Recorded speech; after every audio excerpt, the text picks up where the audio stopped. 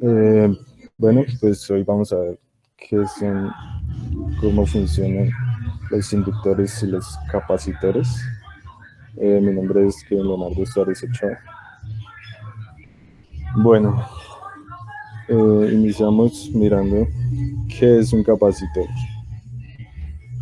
Un capacitor es el segundo componente más utilizado en los circuitos eléctricos después del resistor. Este es capaz de almacenar energía sustentando un campo eléctrico. Sus aplicaciones son infinitas, tanto en corriente directa como en corriente alterna. Se puede usar como elemento filtrado de señales eléctricas, como fuente temporal de almacenamiento de energía para el arranque de motores, etc. El capacitor está formado de dos placas metálicas o conductoras separadas por un material aislante llamado dieléctrico, y sus terminales van conectadas a cada una de las placas.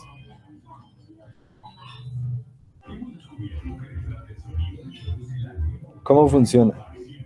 El capacitor es capaz de almacenar energía a través de un campo eléctrico que generan las cargas almacenadas. Al conectar una fuente de voltaje a sus terminales, fluye una corriente eléctrica hacia el capacitor que lo llena de cargas eléctricas hasta que el voltaje en el capacitor es igual al de la fuente. Cuando el capacitor está cargado y se desconecta la fuente de voltaje, la carga que se almacena se mantiene guardada en forma de un campo eléctrico. Podemos hacer una analogía entre la forma que se carga un capacitor y el llenado de un vaso de agua. La corriente que entra al capacitor es como el chorro de agua que entra al vaso. El voltaje del capacitor es como el nivel del agua del vaso.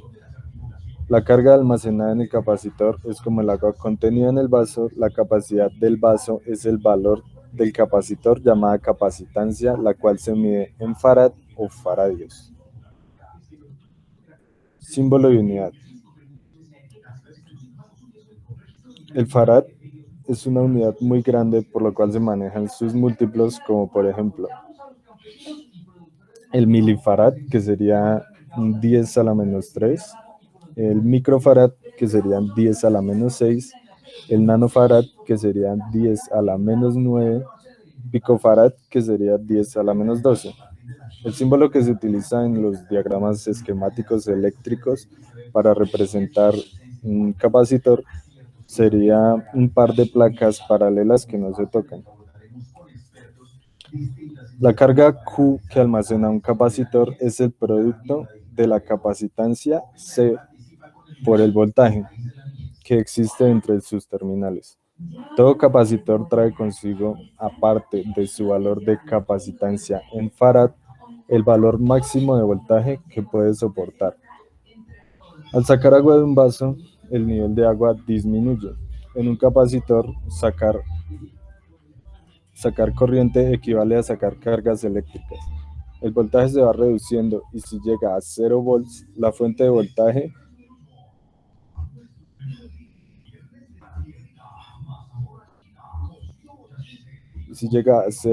comenzará a cargarse en dirección contraria. Algunos capacitores no tienen polaridades, es decir, que la fuente de voltaje se puede conectar en cualquier dirección.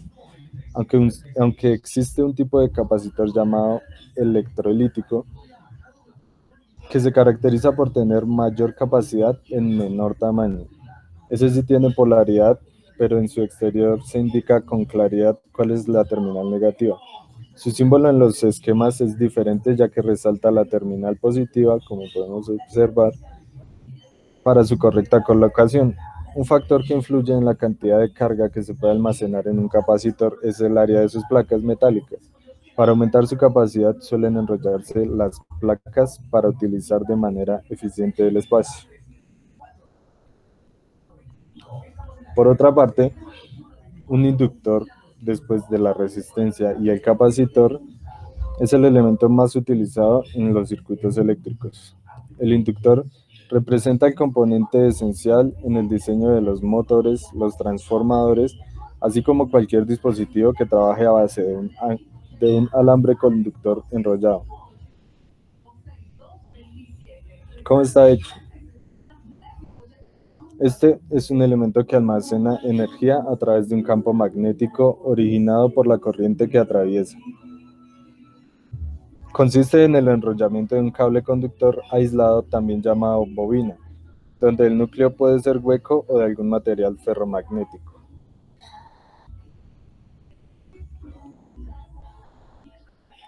Christian Ørsted y Michael Faraday descubrieron los efectos del electromagnetismo al pasar corriente por un conductor eléctrico. Se, se genera un campo magnético a su alrededor, cuya intensidad depende de la magnitud de la corriente eléctrica y de la distancia del conductor.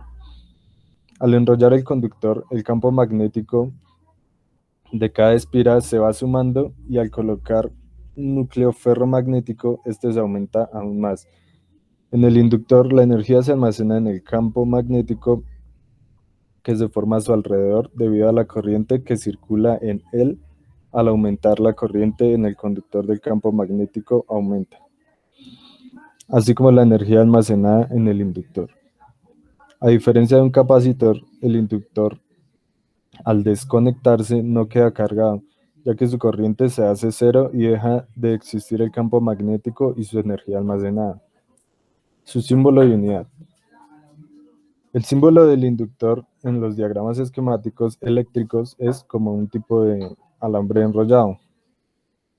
En el sistema internacional, la unidad de medida de la inductancia es el Henry, que se representa con la letra H, llamada así en honor a Joseph Henry.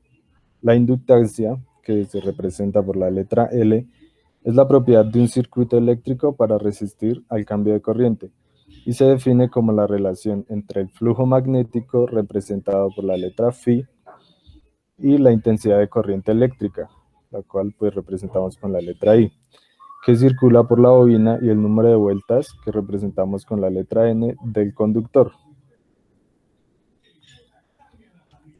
Bueno, eso sería todo por mi presentación. Agradezco su cordial atención y nada, gracias.